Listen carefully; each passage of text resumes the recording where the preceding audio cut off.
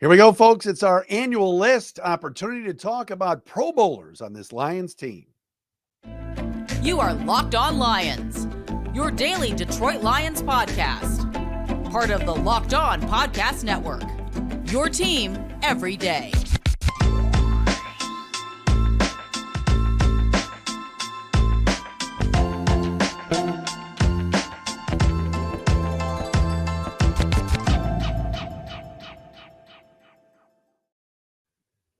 Hey, what's happening, everybody? Hope everybody's having a great Tuesday. It is Locked On Lions right here on the Locked On Podcast Network. Tuesday, July 18th and a Wednesday, July 19th. Matt Dery with you, your host on Locked On Lions. Been with you since 2016. You guys all know me. Follow me on Twitter at Dery Speaks. Thanks for being here, making us your first listen, and checking us out wherever you get your podcast. Also, shout out to the everydayers who watch us on YouTube, who listen to us wherever you get your podcast. Thanks for being with us and supporting the show each and every day. If you have Lion fan friends who have not heard of the podcast, please pass us along to them. Follow us on Twitter, Dery Speaks, at Locked On Lions on Twitter, on Threads at The Real Matt Dery, if you're on Threads now, Matt Dery Facebook fan page, and yes, on the Locked On Lions YouTube channel. Please subscribe and check us out each and every day. Coming up on the show today, the list is back. Yes. Who has the opportunity to be a first-time Pro Bowler as a Detroit Lion? We've got 5, and we'll count them down, starting with number 5 today, right here on Locked On Lions. Also, last year, Lions were great on Hard Knocks. This year's team is whining and complaining about being there. Unbelievable. We'll get into that coming up today. And also, the former savior, the former favorite son at times in this town, Matthew Stafford, apparently, bloom is off the rose out in LA, with Stafford and the Rams. We will discuss that coming up momentarily as well. Rookies reporting tomorrow to Allen Park. All the veterans in by the weekend. Training camp starting next week. Can you believe this? Training camp is starting next week. First open practice to the media, or not to the media, to the fans, July 29th. Football's here. It's awesome. We'll get into it all today right here on Locked On Lions, but thanks for joining us and being here.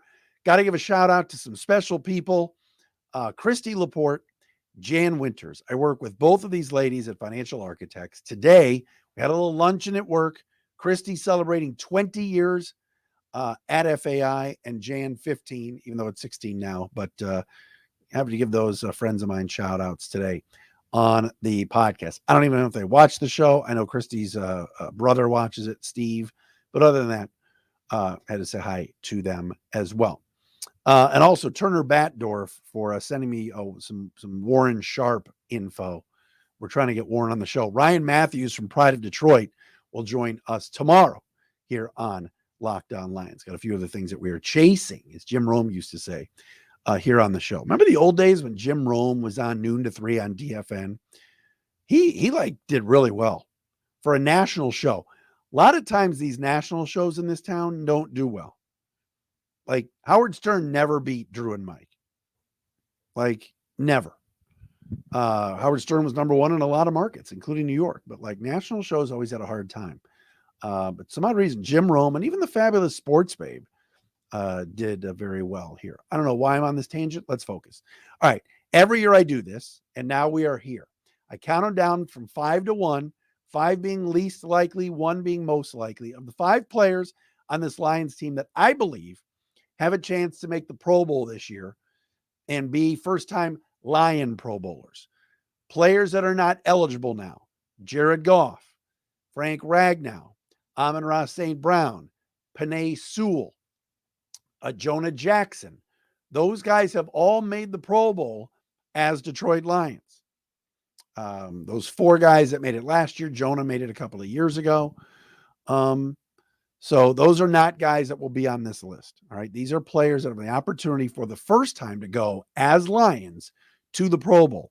I don't even know if they play the Pro Bowl anymore. I think they do some sort of skills contest in Vegas, but it's how the players, the coaches, fans all vote on players. You know what I mean when I say Pro Bowlers. So here we go. My first player that I'm going to put on this list at number 5, and I think we all know who number 1 is going to be, but number 5 is going to be Cameron Sutton, the brand spanking new cornerback, signed to a 3-year, $33 million deal by the Lions this offseason after his first 6 years in the league with the Pittsburgh Steelers. Cam Sutton is a guy that in 6 seasons in Pittsburgh, 8 interceptions, a fumble recovery, 5 forced fumbles, 2 sacks, and he total tackles 168. Cam Sutton received a second contract from the Steelers after being a 3rd-round pick back in 2017. 2 years ago, he signed for 2 years and $9 million. He never started a ton of games until this past season and really started to come into his own. He's a kid at 28 years old that I believe is going to come to Detroit and be really, really good. I think in Aaron Glenn's system, with the way that Sutton can play both man and zone, he's a smart player. He's a ball hawk. And the Lions made it a priority this offseason to go out and get this guy and give him big dollars. $11 million a year is pretty good, right? It's not the highest paid cornerback. There's some very good corners in this league that have made the Pro Bowl in the NFC seemingly every year, like Pat Pete, like Darius Slay, and others. But I think Cam Sutton has an opportunity this year to really shine. He's going to be playing around very good players in that secondary. All right, in the past, remember, I think it was last year or 2 years ago, I actually put Amani Oruwariye on this Pro Bowl list. And now everybody's probably looking at me like I'm crazy. And Amani had a horrible year last year. Horrible season. But I thought after a pretty good year in 2021 that he would build off of it, and it was the opposite. With Cam Sutton, it's a proven commodity. This is a player the Steelers did not want to lose, but also, as we know, Pittsburgh does not break the bank for their own free agents. A lot of guys have walked over the years, whether it was Chad Brown or others. But Cam Sutton's a really good player, and he's in his prime. He's 28, and he's going to be playing around the likes of Mosley, Gardner Johnson, Jacobs, Joseph, Tracy Walker. The linebacking crew in front of him is better with Cam Sutton. So I think he has a chance to be a Pro Bowl player, to be a player that gets selected to go out to Vegas or whatever and get recognized. He's exactly what the Lions have needed. Somebody that can make plays in the secondary, somebody who, is not 5'9", not too small. He's 5'11", 6 foot, 188 pounds, played at Tennessee, and just continue to get better each and every year with the Steelers. Took him a couple of years to get that first interception, which he got back in 2020 against the Browns and Baker Mayfield. The last couple of years, he's really started to come on. And he's been coached well by Mike Tomlin in that Steelers defense. And I love the signing of Sutton. He was really the first big free agent signing this offseason by Brad Holmes. I think he has a chance to be really good. I think he has a chance to make the Pro Bowl. All right. Again, a lot of very good defensive backs in the NFC, a lot of guys that have made it over the last few years and make it on reputation. But why not Cam Sutton? Especially this year, if you look at some of the quarterbacks that the Lions are going to be facing. Look in the division, right? Kirk Cousins throws the ball to the other team if you put pressure on him. Justin Fields, we know, does that. Heck, last year, Jeff Okudah pick-sixed him in Chicago. Hall of Fields.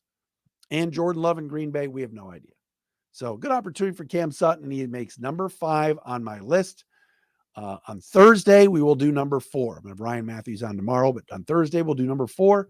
Count it down Friday, number 3, and the next week 2 and 1, and tell you who the most likely players. I think everybody knows who number 1 is. I'll let you guess. But number 5, Cameron Sutton, new Lions cornerback. All right, coming up next, the Lions did something really well last year. And now the New York Jets are about to ruin it. I'll explain coming up next. First, though, I've got to tell you about our very good friends at FanDuel. Baseball season is in full swing. Tigers are hot. Woohoo! Look out. No better place to get in on the action. Want to bet on the Tigers tonight against the Royals? You might as well. The Royals never win. Go to FanDuel, America's #1 sportsbook. Right now, new customers get a no-sweat first bet up to $1,000. That's up to $1,000 back in bonus bets if your first bet doesn't win. You just go to FanDuel.com/lockedon to join today. Go there right now, Lions, Over under win total, 9.5. A buddy of mine just told me he was on FanDuel yesterday and put money on the under for the Colts at 6.5. He says, no way they're winning more than 6 games. So there you go. Don't miss your chance to snag that no sweat first bet up to $1,000 when you join FanDuel today. Just go to FanDuel.com/lockedon to sign up. FanDuel, official partner of Major League Baseball.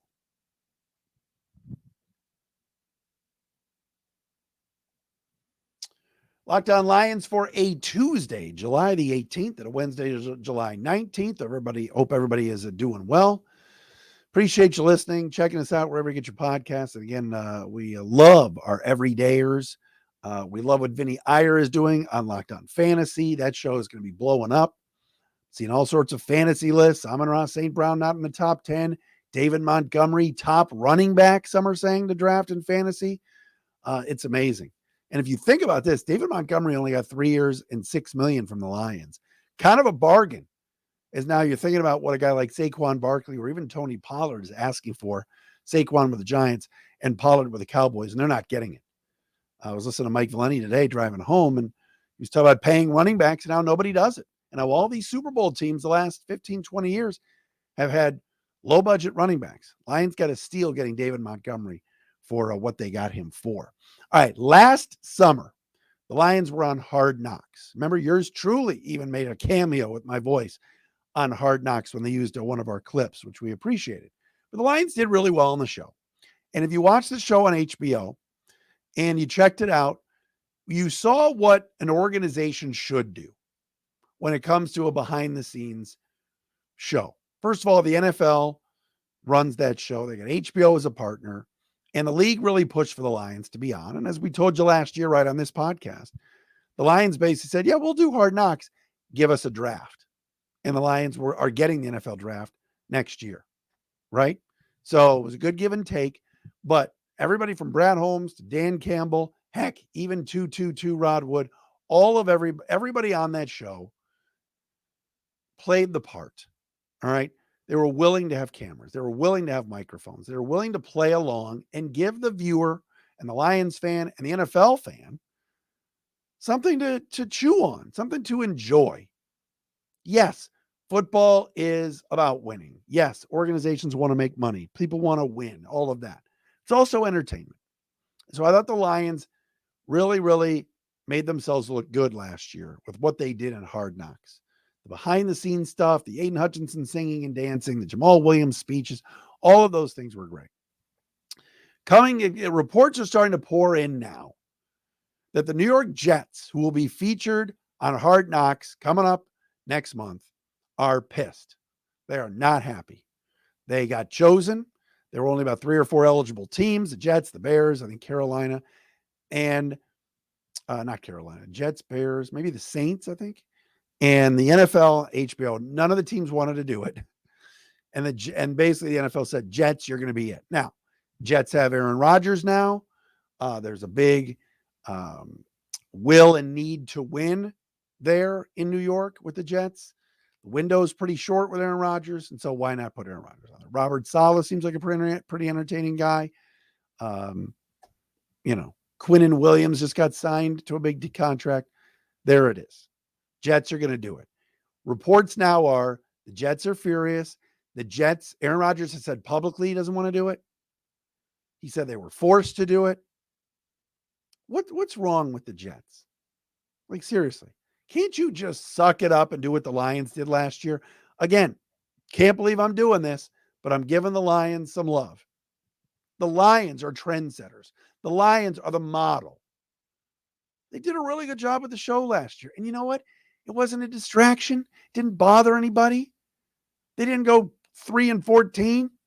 They went 9-8. Cameras and all that didn't matter. And the Jets are whining and complaining about it. Now there are reports they're not even going to barely cooperate. They're not going to give them full access like the Lions did. What a bunch of garbage. Seriously. Shout out to the Lions for just sucking up and doing it and embracing it. The Jets are acting like a bunch of wusses, man. Aaron Rodgers, I don't want to do it. Oh, shut up. You know Aaron Rodgers loves the camera. I hope the Jets fall flat on their face. Nobody in New York cares about the Jets either. That's a Giants town. That's Big Blue town. The Jets are a second-class citizen, and now they're acting like it with this Hard Knocks thing. Thumbs up to the Lions. They did it right. All right, the Lions seem to be happy with their quarterback situation. Guess what? The Rams reportedly are not. Wait until I tell you this story. Coming up next right here on Locked On Lions.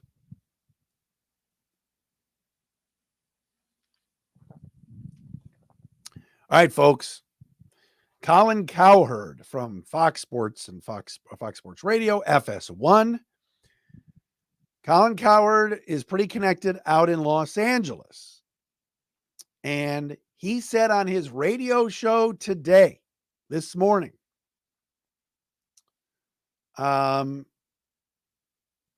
this is pretty funny,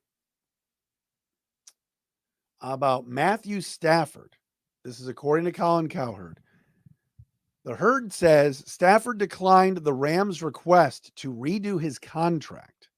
Quote from Cowherd, I was told by a source I trust that they wanted to redo his contract.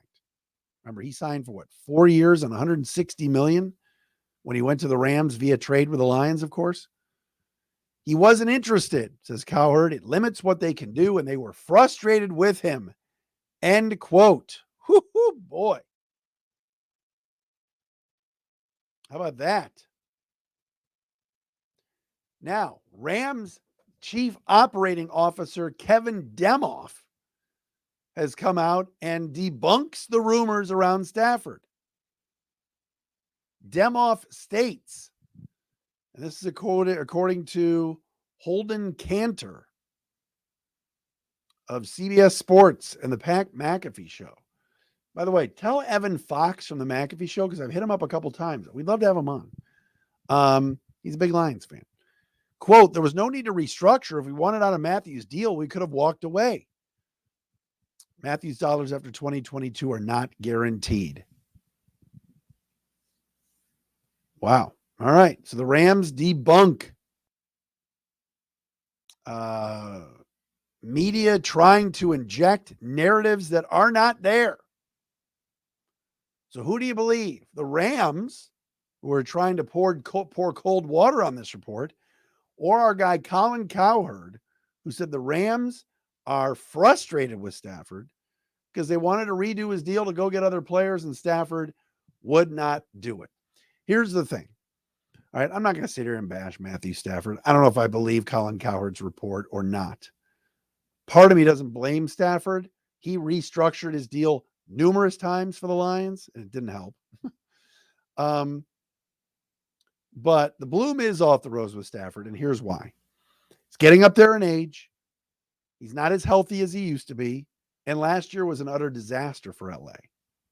And they seem to be on borrowed time right now. There were Sean McVay retirement rumors. Sean McVay wanted to go to TV rumors. And so now this year you look at it and you go, Stafford's going to have to perform and bounce back and play at the level of the 2021 Matthew Stafford. Cowherd's not just going on his show and making stuff up, but the love affair between all 7 Rams fans and Stafford might be coming to an end, especially if they get off to a bad start again this year. Look, Rams won the trade by getting Stafford and immediately winning the Super Bowl. All right. Some of you can go, oh, the Lions got all those first round picks. They got Jared Goff. Yes, the Lions did well in that trade. But when you trade for a player and you win a championship, you win the trade. I don't care if it's in the NBA, NFL, MLB, NHL. You trade for a player, no matter what goes back. And look, you could say that both sides did well. But you get a player and he comes in and helps you win a Super Bowl and delivers in the biggest game ever, you win the trade. The Lions did very well there. But I could see a scenario where things start going south with Stafford in LA. I think Matthew has something to prove. He was very banged up last year. He didn't start off well. and then to the shoulder problems and everything else. And his offensive line was brutal, and it's still not what it was 2 years ago. But Stafford now will have a little bit of chip on his shoulder, and certainly somebody will pass along this report to him and see that national media and pretty respected national media like Colin Cowherd kind of stirring the pot a little bit. And we'll see how Stafford responds. Ryan Matthews, senior editor from our friends at prideofdetroit.com, going to join us tomorrow. Thanks for checking us out wherever you get your podcast. Back tomorrow right here on Locked On Lions. Thanks, everybody.